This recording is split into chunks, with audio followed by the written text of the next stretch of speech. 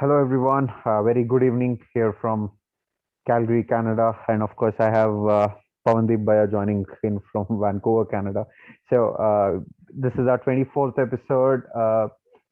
To be honest, 6 to 7 months ago, when the IPL was on, I never thought that we'll have to be doing a second phase preview once again with probably updated squads and updated playing conditions and, in an altogether new month right before the World T20 and whatnot. So, nonetheless, situations have been quite challenging, not just to the cricketing world, but also to many families across the world, personally, otherwise as well. But of course, I think it's a small sacrifice that all of us cricketing fans can do, perhaps on those lines.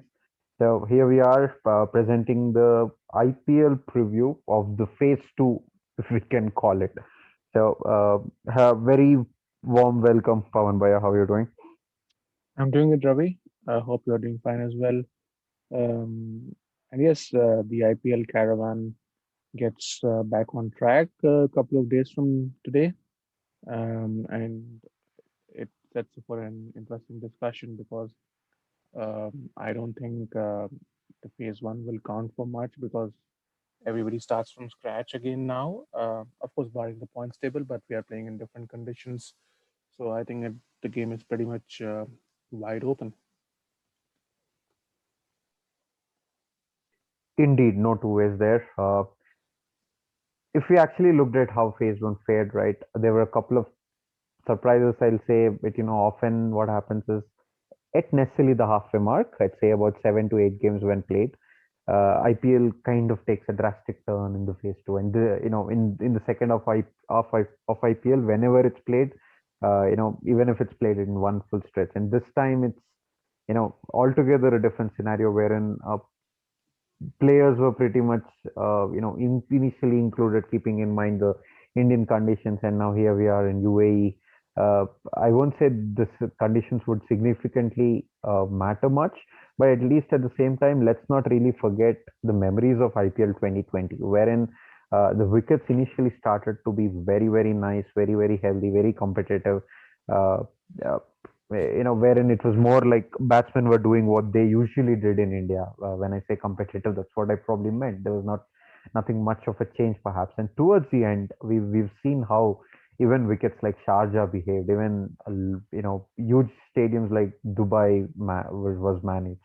While there are number of strips, let's not forget the fact that the amount of cricket being played on these in these three stadiums is something that needs to be kept in mind.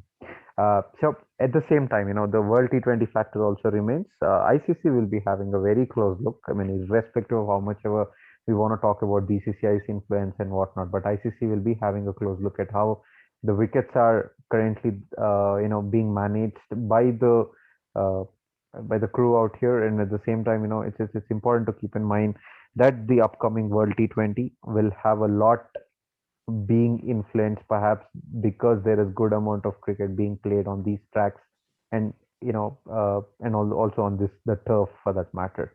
So before we I thought we should be discussing about how the teams look firstly, uh, because due to the COVID situation, due to probably bubbles being managed everywhere in the world, and immense hell load of workload of of the players, there have been significant changes to the teams being played. Nonetheless, we still uh, have a league that is probably the still the perhaps the strongest in the world, despite the omissions for that matter.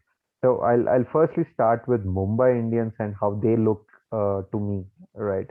So I you know as an Indian cricket fan, right? As a Team India cricket fan, not as a Mumbai Indians fan, perhaps. I'm really worried about how Bumrah's workload is going to be managed, because we've seen in the past wherein there were streaks of immense workload that he's been part of. An injury follows, and this time it's going to be a his workload management should be absolutely important. But at the same time, Mumbai Indians have just about 7 games to play, and then they're not really comfortable there because in other teams are also in touching distance. So and Mumbai Indians is one team which is never bothered by never probably has huge foreign player influence, and that's one reason I personally think these this one team is still pretty much intact with their Indian powerhouses of Rohit Sharma, Rahul Chehar, Hardik Pandya, Krunal Pandya, Surya Kumar Yadav. They're still bloody good. I mean, not to forget Jasprit Bumrah as well. So that's where Mumbai Indians stand, according to me. Next, I'll come to Kolkata Knight Riders. And there were a couple of pointers that I thought we should be mentioned as the main important factor of Pat Cummins, the player, the influence he was, uh, and how he did amazingly well with the bat as well in the phase one, and how he's not available now. They've made a replacement with Tim Saudi, but nonetheless, I still personally think it's important for KKR to see the Rahul Tripathis to fire and Shubman Gills to get back to the prowess that they originally have to even probably you know go ahead and challenge further. Uh, the next two teams that I'm going to talk about are the Delhi Capitals and Chennai Super Kings. Uh, I'll talk about these two teams because these two teams, very similar to the Mumbai Indians squad, pretty much do not have much disturbing the squad. If any, Delhi Capitals is only better with Shreyas Iyer coming back and all of their amazing structure in line as well. So it would be really interesting to see how Delhi Capitals would be faring, and they've done fairly well under Rishabh Pant as well. Let's not forget that in phase one, Rishabh Pant was under a lot of scrutiny for his captaincy calls because a few seemed to be no-brainer, wherein which invited some amount of, you know, uh, I'll say, some amount of comments even from Ricky Ponting for that matter. So it's important to see how the two RPs get in sync, and you know, uh, we'll be of course talking more about who should be our future vice captain of India and whatnot in the next episode. But nonetheless, I personally was not. I mean, I personally would love to see Shreyas Iyer, the captain, captaining the Delhi Capitals further as well. But of course, first he perhaps needs to settle down as a batsman and then show what he's capable of. The next team, the fourth team that I'd like to talk, and then probably I'll hand over the baton to Pawan Bhaiya for his views as well. The fourth team I'm going to talk about is Chennai Super Kings. Again, another team which largely relies on undisturbed squads because of any pullouts or replacements. The Indian core largely remains the same, with to be honest, with their recent players doing even better, be it Deepak Chahar or Shardul Thakur and Ravindra Jadeja in all their glorious forms. Let's not forget what Ravindra Jadeja did in the phase one of IPL, and with Suresh Raina back in the squad and MS Dhoni leading. They've had fairly a very decent IPL phase one, and now uh, UAE is not a place they like, isn't it? And now probably MS Dhoni would love to kind of uh, would love to kind of probably prove his haters wrong, and it's even more important now for him to do well, mainly also because he's now the mentor of Team India for the World T20. So any clumsy calls that he's going to take on the field, or probably if his team doesn't necessarily fare well, uh, yes, it's going to invite a lot of criticism from the 1.3 billion population out there, because there's a World T20 also online there, and largely many saw it to be a great and a nice move, with MS being appointed as a mentor, but it's not something seen in the past, isn't it? So that's my take on Mumbai Indians, KKR, DC, and CSK. So I'd like to know views of Pawan Bhaiya as well on this. What's your take, Pawan Bhaiya? Yeah, I think you have summed it up pretty well, Ravi, as far as those four teams are concerned. And I think those teams, especially Delhi, Chennai, and Mumbai, are among the top four teams as we speak, um, in the table. And they know that if they have a good, consistent run of the next 3 or 4 matches, then they give themselves more than a chance to finish in that top two and qualify for the playoffs. Of course, their main motto would be to qualify for the playoffs in the first place, but a top two finishes is something that gives them more insurance at the end of the day. And all the SWATs that we did earlier in the year as well, They've got pretty much settled sides, and that's why you see very minimal changes in them leading up to this event. Some of the changes across the teams have been because of unavailability of players due to various reasons. But these squads seem to be far more settled than the other four squads that we're just going to have a brief discussion about and would have multiple changes in them. So if we move ahead, and go further north and come down to the Punjab Kings, they are sort of middling as far as the table is concerned. They did lose two or three matches in the first half of the season, which they should have won. Just like in the 2020 season, where they lost many close matches in the first half of the tournament and started winning consistently in the second half, only to be left behind because of starting very slowly. Um, they've had three additions in their squad in the form of Nathan Ellis, Adil Rashid, and Aidan Markram, who's been in fantastic form for South Africa in the shortest format of the game. They've lost out on Jaredson, Riley Meredith, and David Malan, apparently, due to their unavailability. But again, it's a side that you would not count out because the likes of KL Rahul, Mayank Agarwal, Chris Gale can never be discounted, and they have a pretty talented bowling lineup as well. All these guys, Chris Jordan, Arjdeep Singh, Ravi Bishnoi, so they can really culminate and give a strong fillip to their chances in the second half of the tournament is what I believe, and I wouldn't rule them out making it to the top four by gaining some momentum, and the way they start in the second half will be absolutely key. And moving on to Rajasthan Royals, they have also had some forced changes, especially with respect to the English trioca of Butler, Stokes, and Archer not being available, and Andrew Tye from Australia. Uh, it was understandable that these English players were going to give the IPL a miss. Jofra obviously is out with injury. Ben Stokes has not been playing international cricket due to uh, mental health issues, and Josh Butler also has had the bubble fatigue get to him. So, who are their replacements? O'Shane Thomas, he's been in pretty good form for the Windies and can be a good addition to the bowling attack. Owen Lewis, again, cracking form in the CPL, and that will hold him in good stead.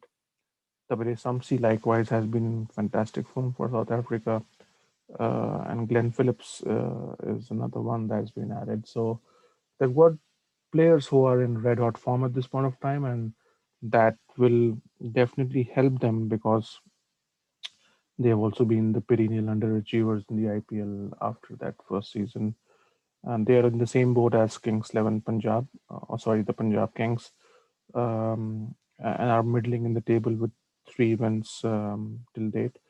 And their campaign can go either way, So it all depends on the way they start off. And Sanju Samson, the captain, would be hoping that all their big guns fire right from the outset. Which leaves us with the other two southern teams, starting with Royal Challengers Bangalore.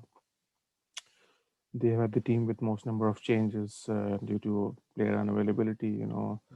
Likes of Adam Zampa, Finn Allen, Daniel Sams, Kane Richardson, and Washington Sundar going to be missing in action. They would have given anything to have, especially the likes of Sundar and Zampa in their scheme of things, considering the tournament has now moved to the UAE. But I think they've got very exciting replacements as well, in the form of Vanindu Hasaranga, uh, who who is the next cab of the rank in in in in those mystery spinners that come from Sri Lanka, and he's a wonderful player, good all-round player. Is handy with the bat as well. Dushmanta Chamira, the Sri Lankan speedster, has been added, and very little has been known about Tim David, George Garton, and Akash Deep, I would say. But they've had a very good first half. Just like they did in 2020, where they tapered off towards the end of the league phase, but just about scraped through to the playoffs and lost the eliminator against Hyderabad. They have won 5 games out of 7 games, and they would hope to carry on with that momentum and bank on their uh, superstar players, AB de Villiers, Virat Kohli, Devdutt Padikkal to come to the party, and especially somebody like a Yuzi Chahal would have a great amount of fire in his belly, especially after that snub for the T20 World Cup squad. He might have a point or two to prove to everyone, and those pictures will definitely hold him in good stead. So, same way they would like to carry on the momentum from the earlier part of the season, and they know that 2 or 3 victories more would guarantee them a spot uh, in the playoffs and uh, further enhance their chances for the elusive title that they have been looking out for, especially under the leadership of Virat Kohli for all these years. And finally, not last, I mean, last but not least, I would say Sunrisers Hyderabad, um, our home city, who had a pretty disappointing start to their campaign.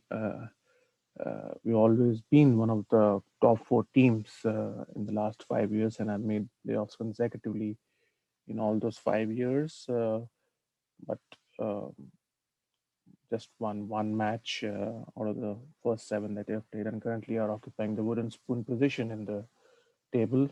Um, as far as the changes are concerned, just one change: Johnny Bairstow opted out again because of bubble fatigue, and likes of Schuff and Rutherford has gone into the side. And it remains to be seen how they pull up. One good thing from their point of view is they'll be starting from a fresh note in the UAE, where they did well in the 2020 season, uh, and all those rumblings with respect to David Warner from the first part of the season hopefully would have been laid to rest. And I definitely think that, with Johnny Bairstow not being there, David Warner will consistently get a run at the top of the order. Kane Williamson will try to again lead them in the best possible manner. And again, as I mentioned, 2 or 3 victories first up in the tournament can just open up the whole table from a Sunrisers Hyderabad perspective, uh, and they'll be hoping that Rashid Khan plays a big role in that aspect as well. Currently, they with the position that they find themselves in, they might need to win all or at least 6 of the remaining 7 matches that they're scheduled to play, which is a tough ask, but not an impossible one, as we have seen with earlier campaigns of various teams in the IPL. Uh, or they might prove to be just party poopers or spoilers for the other teams as well. But you can ignore Hyderabad only at your own peril. And like I mentioned, that 2 or 3 victories at the start of the tournament strung together might just give them that momentum uh, as well. So those are my thoughts on the remaining 4 teams, Ravi. Uh, any particular additions that you would like to do over here? Oh, well, not much. Maybe just talk about Sunrisers Hyderabad even more because we'd love to do that. Like you rightly mentioned, 6 out of 7 wins. I mean, last time around as well, we had to win those last 4 games, and then we did it in style. Of course, faced half-rate Mumbai Indians and whatnot, but nonetheless, did what we were expected to do, and then spoiled the party of our famous arch rivals RCB, whom we beat defeated in the finals twice, and the story went on forever. Uh, you know, with respect to the UAE leg, I mean, I'm personally a bit disappointed with Johnny Bairstow. I still remember his stylish 90 odd against Kings 11 Punjab, I guess, the last time around at Dubai. His services will be missed. Nonetheless, I think these UAE pitches may still probably see someone like a Mujib playing as well as as in to use his amazing skills as well. So that's something probably maybe a blessing in disguise that we can think of. Nonetheless, we still have someone like a Jason Roy, and of course a Kane Williamson as well. But it's still not clear if we'll still see David Warner in action. Of course, he would play a couple of games, maybe one perhaps, but if there's a winning combination to start with, succession planning kept in mind, these are a few questions that I'm really excited to see how um, VVS or Bayless would probably approach or probably answer this in their own style. Uh, Nonetheless, David Warner is a legend of Sunrisers. You know, Probably Warner 34 has to be retired. Okay, let me not probably exaggerate further, but nonetheless, it would be an interesting, um, uh, interesting probably aspect of this discussion because we're looking at the mega auctions coming next year and if Warner would be retained or no is one big question being asked as well. Another team wherein I personally have my sympathies is with Rajasthan Royals.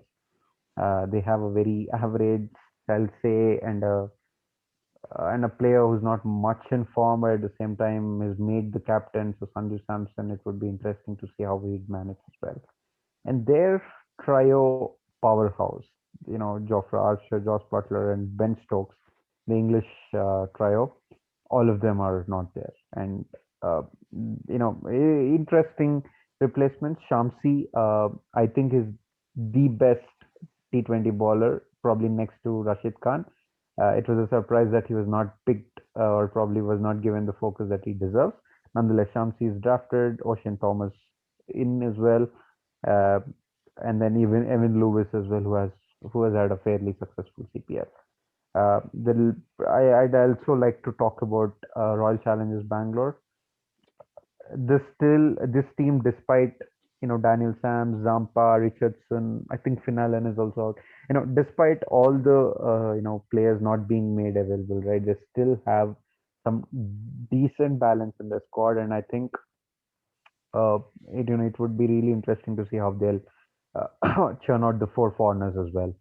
Uh, in my opinion, Tim David, the first, I think, is a Singaporean cricketer, has been doing fairly well, and it's very nice that RCB signed him, and it would be really good to see him get to play a few games. But at the same time, Glenn Maxwell is in some real red hot form, can ball, can bat, is doing all.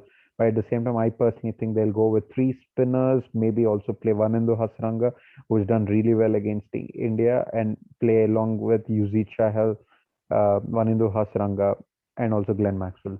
Three bowlers who can bowl probably 10 out of 20. And then, of course, you have Sirajas and Sainis to do the job left. Uh, would be interesting. I think RCB fairly started really well, are doing fine. I hate to say this. Maybe, of course, I'd love to see any legend of the game with so many runs, to actually lift an IPL trophy, perhaps. But RCB, no. Maybe Virat should just come out of that team next year, and probably I don't mind even if he lifts with Rajasthan Royals for that matter. So that's my take on RCB, Ponbaya. So that's where I personally um, think would go on. And I don't know how to, put this, but I have a crazy prediction. I personally think uh, the IPL table will perhaps end the same way as it has started. Now, what do you think? Yeah, I think the teams that are in the top four currently stand a pretty good chance of making it to the playoffs. But I suspect that like Rajasthan Royals and Kings 11 Punjab also have a very strong chance because they're in that middling sort of range. And Mumbai Indians, we know, have been the perennial slow starters and tend to raise their games come the crunch in the second half. Like I mentioned, anything can happen, but obviously, it's pretty much given that these top four teams, if they continue on with that momentum, would be the ones that would be going into the final four and play those playoffs.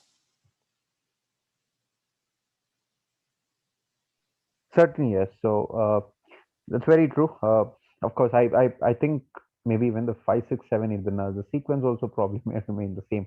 And nonetheless, let's hope that it's a new winner this time around, uh, and not necessarily Mumbai Indians once again. Uh, and of course, I think that's where pretty much the IPL conversation, or probably a brief preview, largely ends, at least from my side.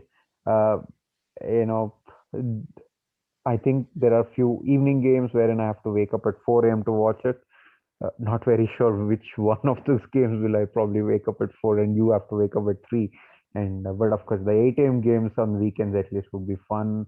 Uh, so I think I'm really glad that IPL is back, and then there's some amount of cricketing action, watching players play, and it would be really fun.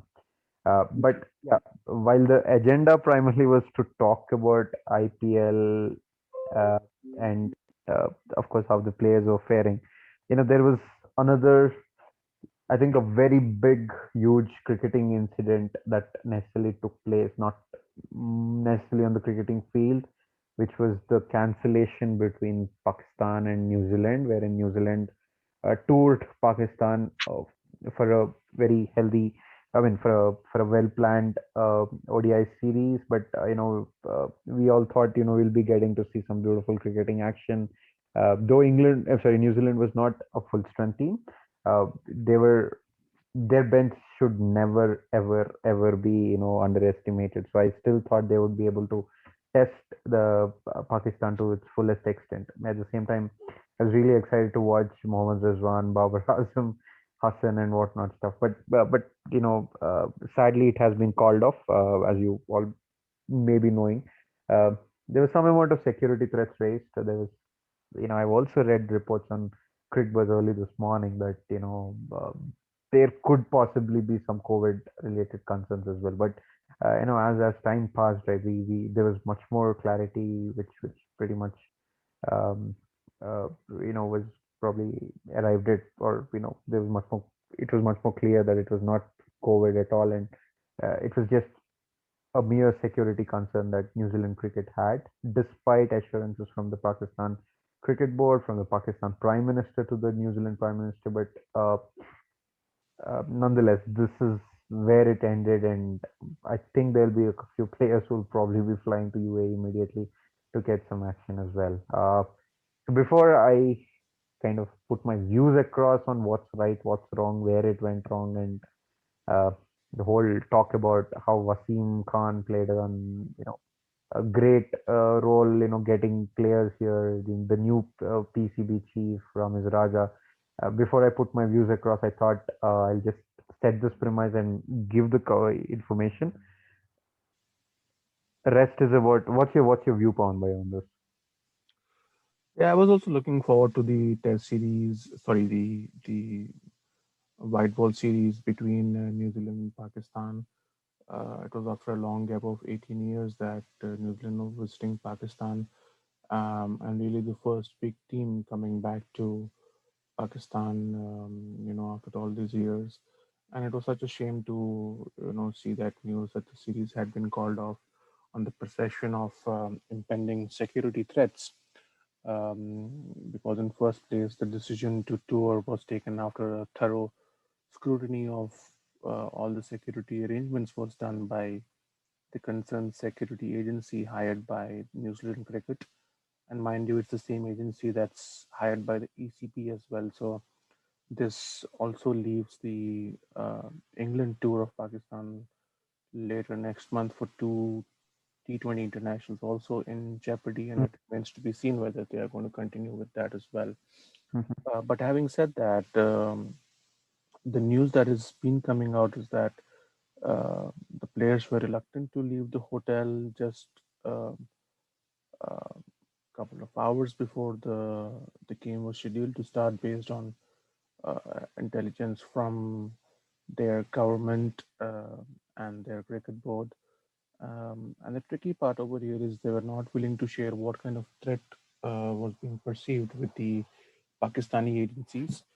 Um, and you got to feel for the Pakistani government, establishment, cricket board, and players, but most of all the cricket loving public of Pakistan, because they have been deprived of international cricket for such a long time, more than a decade, after what happened with the Sri Lankan team back in 2009. And to be fair to the Pakistanis, right from 2015 onwards, from the time Najam Sethi, who was the chairman of the PCB, who took up various initiatives to invite teams to come and play to Pakistan and pair them as well, likes of Zimbabwe, the World 11, Sri Lanka, West Indies, all these teams have been to Pakistan, and then the PSL was also being played in Pakistan, and all the foreign players also felt very happy and safe in that environment, and the kind of security arrangements that uh, were planned by Pakistan for all these cricket matches was on a state level, and such kind of security they mention is not even given to the prime minister or the president. So that does leave a bitter taste in the mouth of everybody who is concerned in the circles of the game. What was even more perplexing from a New Zealand point of view was the calling of the tour at the 11th hour. I mean, they had reached Pakistan, quarantined. They were practicing also at the Pindi Stadium in Rawalpindi and had no issues. So to see the match getting called off at the last minute and the entire tour being called off has, again thrown spanner in the works of the PCB to make sure that international cricket returns to Pakistan, because like I mentioned, England was supposed to tour. Their women's team also was supposed to tour later next month, and then Australia had planned a visit early next year for a comprehensive series over there.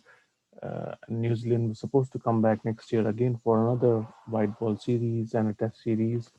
So it has thrown those series also in jeopardy, and it remains to be seen whether those series are going to go ahead. Uh, but cricketing world needs to stand with Pakistan at this point of time, because they have been very helpful to the other countries in that regard as well. When the pandemic was at its peak, they took that initiative and went and played that series in England when so many people were dying every day due to COVID.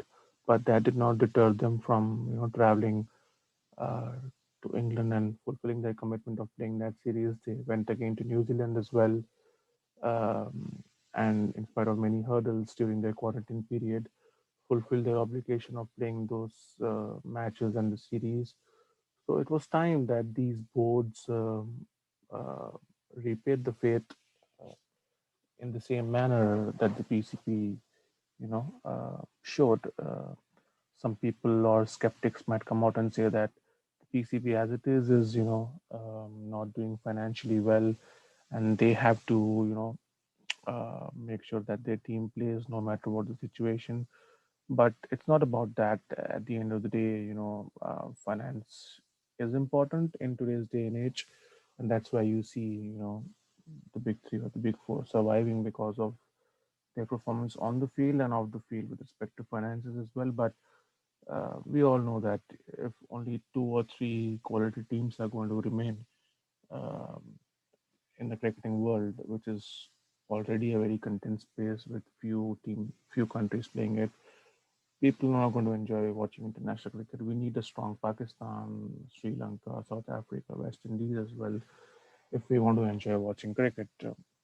And such kind of acts are only going to take that process backward.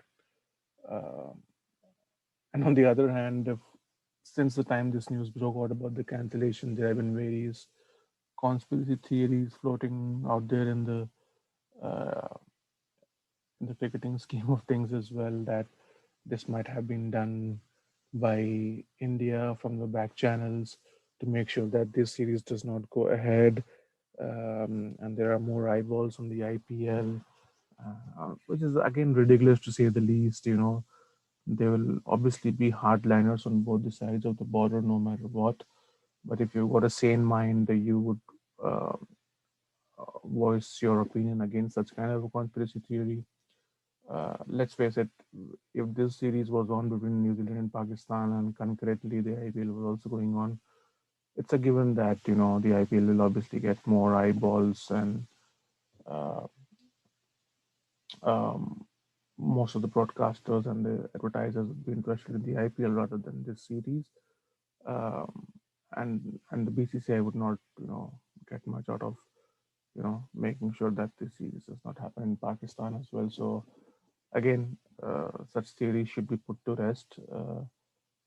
And I would like Pakistan to take a strong stance at the ICC and make sure that they are not doing undue favors to all these cricketing boards going forward, and play a quid pro quo approach that if you're going to tour Pakistan only, then we are going to make sure that we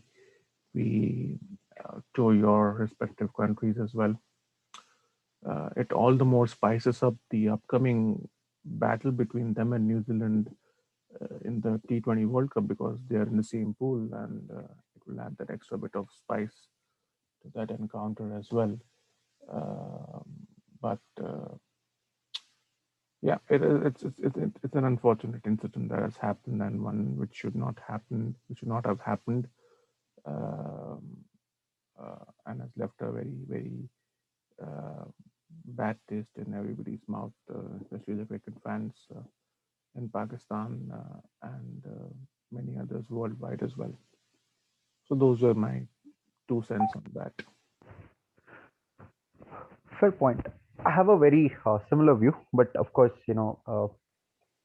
if the point pretty much goes this way, as in uh, New Zealand don't deserve that hate. They pretty much relied on few uh, intelligent reports, and it wasn't a prank or something that they had to travel all the way then, and had to go back, and there's a lot of hate that I'm seeing on the internet, wherein people went back to 2019 World Cup and how they deserved it. Oh my God. Okay, there's too much toxic comments out there, but uh, nonetheless, as in the only point I'm trying to drive here is the fact that there were genuine attempts that were made, given the geopolitical scenario, given how there have been certain amount of situations in the past, and probably when I say past, it could be as recent as maybe even last couple of years for that matter. While there have been some genuine efforts by the CEO Wasim, or uh, even Ramiz Raja recently, wherein there have been a lot of talk about, wow, how important the series was.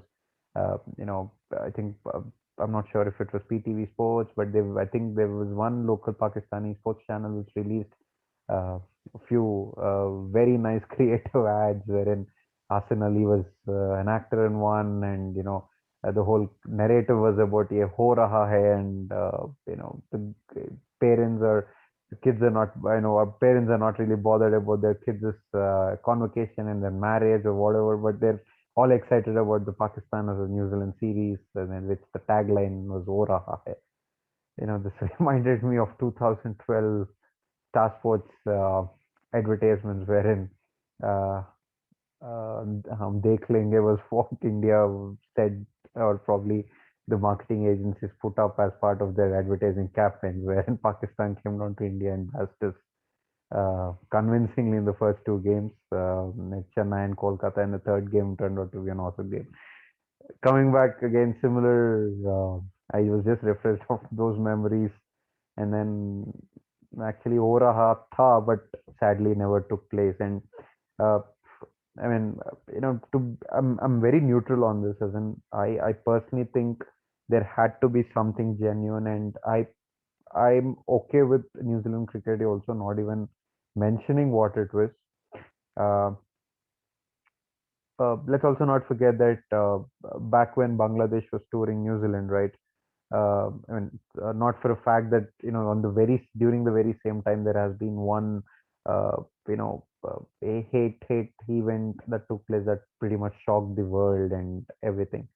As a retaliation, they could say few events happened in Sri Lanka, and we never know how this whole global fanatic narrative genuinely goes. So, I mean, I see the meat of the argument. I won't really get into the facts because, of course, those largely are unwarranted and maybe largely relevant to perhaps, but at the same time you have to keep those geopolitics aspects in mind. And let's not forget New Zealand, despite everything, they had assurances from the board, and I think there was fair amount of security clearances, and I think PCB did an amazing job to then set this up. But at the same time, when it's panic here, right? And when there are people working at 3 a.m., 4 a.m., or whatever uh, in the mornings to and to ensure that the players' safety is of utmost importance.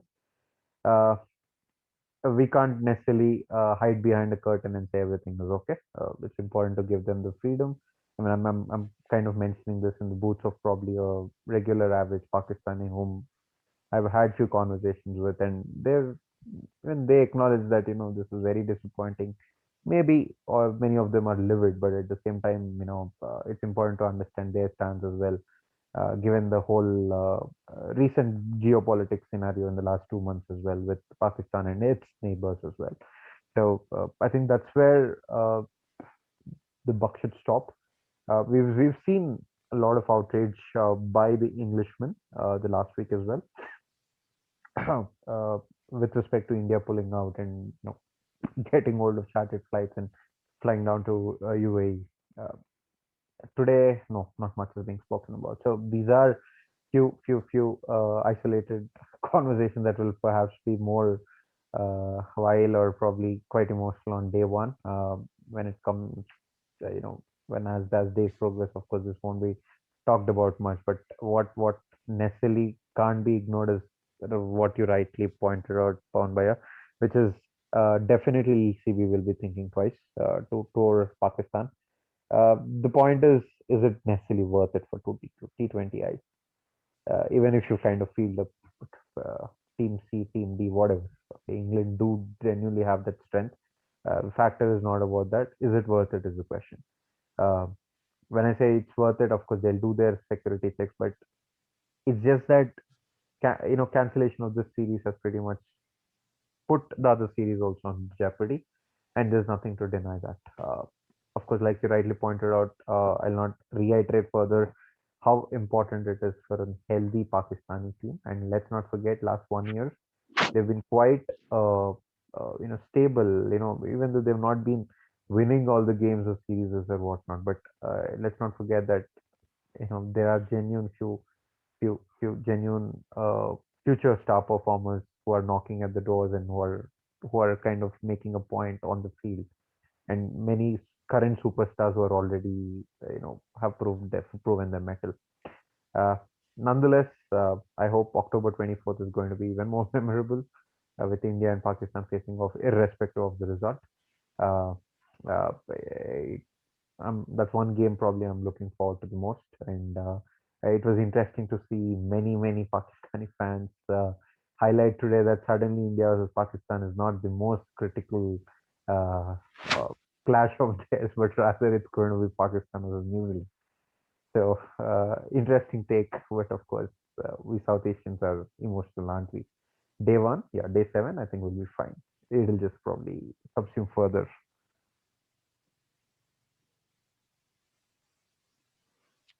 Yeah, absolutely, aptly summed up there, Ravi. And I think the perfect scenario would be for both the South Asian teams to progress through to the semifinals from their group in the World T20, then possibly have a clash in the final as well, and that would be the icing on the cake for all the fans to savor. All right, then. So we have had a good discussion on the preview of the second half of the upcoming IPL season and the latest scenario in Pakistan.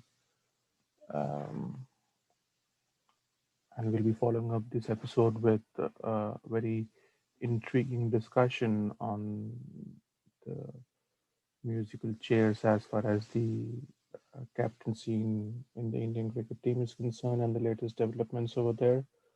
So, thank you to one and all again for joining and listening in to our podcast. And please do follow the usual drill of liking, sharing, and subscribing to our channel, and also click on the notification icon to get information about all the latest episodes that we are uploading.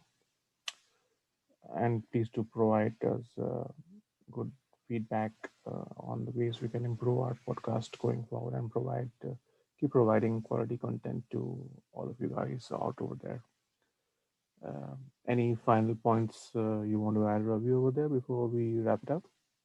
I'm good, Ponbaya. I think largely we made our points, and of course, that's pretty much it. And of course, we'll be coming with our 25th episode up next, and really looking forward to discuss. And the 25th episode is going to be a lot more fun because going to talk about probably an opinionated topic, not necessarily, of course, fact driven, but yeah, uh, more opinionated because there's a lot more scope for us to probably put our thoughts on that. And while the news is just about a couple of liners, I think there's good amount of probably thought and words that we would like to put. So yeah, glad to kind of go ahead and record our 25th episode very soon. Upon by us, so of course, and it's to everyone else as well. So yep, that's about it from our side today. Thanks for your support, and yes, take care, everyone. Thank you. Take care.